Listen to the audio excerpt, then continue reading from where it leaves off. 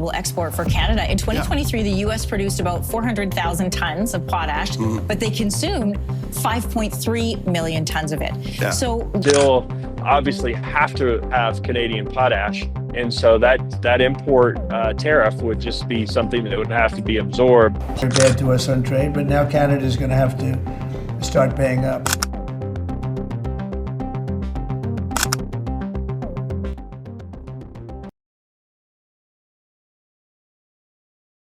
Potash, a mineral most people rarely think about, yet without it the world's dinner tables would look frighteningly empty.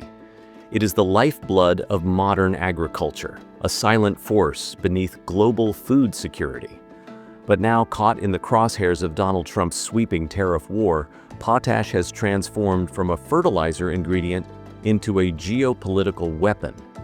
Canada, the world's #1 supplier, holds the key. The United States, despite its economic power, finds itself dangerously dependent. And as tariffs harden and trade partners retreat, the question is stark: could Canada's potash reserves decide the fate of America's farmers? Before we dive in, don't forget to hit that like button. It helps push this video to more people who need to see what's happening. At its core, potash is potassium chloride, a crucial fertilizer that strengthens plant roots, boosts crop yields, and protects against drought. Without potash, corn stalks collapse, soybeans wither, and wheat fields thin into dust. Farmers often call it the invisible backbone of agriculture. Globally, around 70 million tons are consumed each year. Canada dominates this market, producing over 22 million tons annually, with Saskatchewan alone holding over half of the world's reserves. By contrast, the United States produces less than 400,000 tons, barely a fraction of what it consumes. In 2023, U.S. farmers needed 5.3 million tons of potash.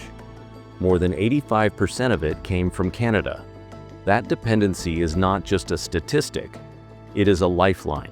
Remove it, and America's breadbasket would grind to a halt. When Donald Trump announced his new wave of tariffs in mid-2025, his message was clear: America first, foreign suppliers second. Steel, aluminum, automobiles, all slapped with sweeping duties. And buried within the policy was a potential strike at Canadian potash. On paper, the logic seemed simple: protect American miners, level the playing field. But in practice, the numbers don't lie. The U.S. cannot meet its own demand. Tariffs on potash would not shield farmers, they would strangle them. Economists warned immediately, if Canada faces barriers, costs will skyrocket. Fertilizer prices could jump 20 to 30%. For a farmer managing thousands of acres, that translates into hundreds of thousands of dollars in unexpected expenses. One agriculture consultant put it bluntly: without Canadian potash, American farming collapses. It's not a choice. It's survival. For farmers, the tariff fight isn't an abstract debate in Washington. It's a daily, crushing reality.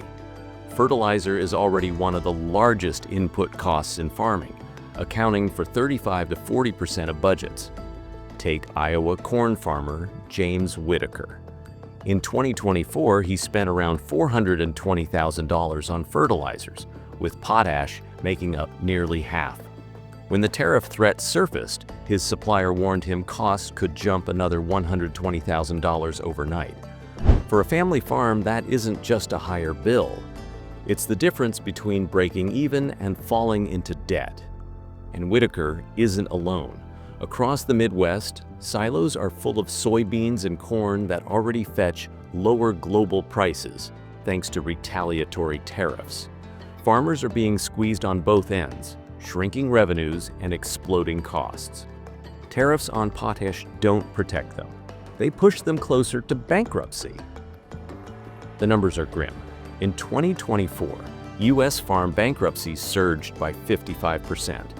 If fertilizer tariffs lock in, analysts warned that could double within 2 years.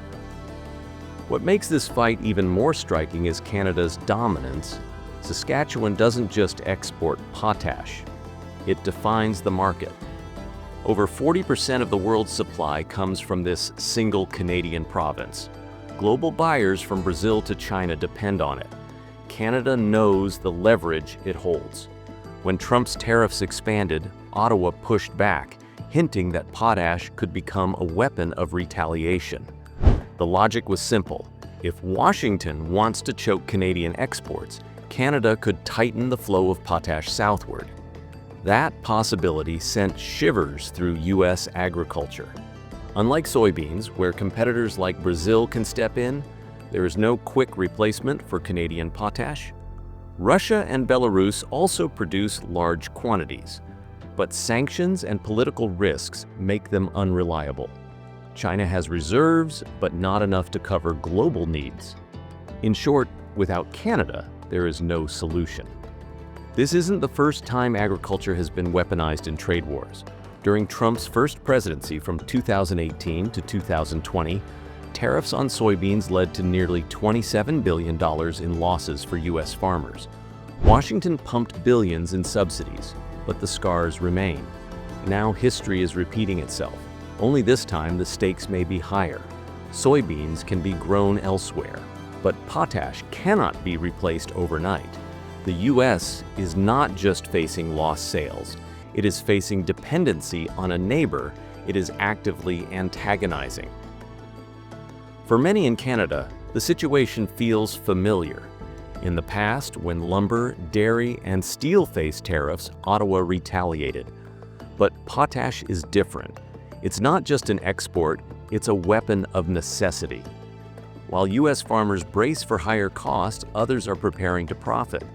Brazil, already the world's largest importer of potash, is strengthening ties with Canada to secure supply.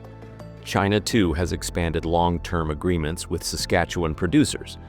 If Washington prices itself out of the Canadian market, those tons won't sit idle. They'll simply redirect to Asia and South America. U.S. farmers, meanwhile, will be forced to scramble, either paying inflated costs or turning reluctantly toward Belarus and Russia, suppliers shadowed by sanctions and geopolitical tension. The global shift is already visible. In 2024, nearly 71% of China's soybean imports came from Brazil. A similar pivot in potash would deal a crippling blow to U.S. agriculture. Once a supply chain shifts, it rarely shifts back. Faced with farmer backlash, the Trump administration has turned once again to subsidies. In July 2025, a new $65 billion agricultural relief package was announced with billions earmarked for fertilizer cost support. But critics argue subsidies are a bandage, not a cure. Farmers can't rely forever on government checks. As one soybean grower turned activist put it, "You can send us money today, but you can't bring back lost markets tomorrow." The American Farm Bureau has pressed the White House to exempt potash from tariffs entirely, warning that failure to do so could permanently erode America's agricultural competitiveness. Yet the political calculus in Washington seems stubborn. Trump has framed the tariffs as a patriotic shield, a way to rebuild U.S. mining. But for many farmers, it feels like being sacrificed on the altar of politics. Canada, meanwhile, has played the crisis differently. Instead of chasing scale alone, it has doubled down on resilience. Programs like agri-stability and billion-dollar credit facilities give farmers a cushion against market shocks. And unlike Washington's reactive subsidies, Ottawa has taken a long-term view. Rather than just exporting bulk commodities, Canada is moving into value-added agriculture.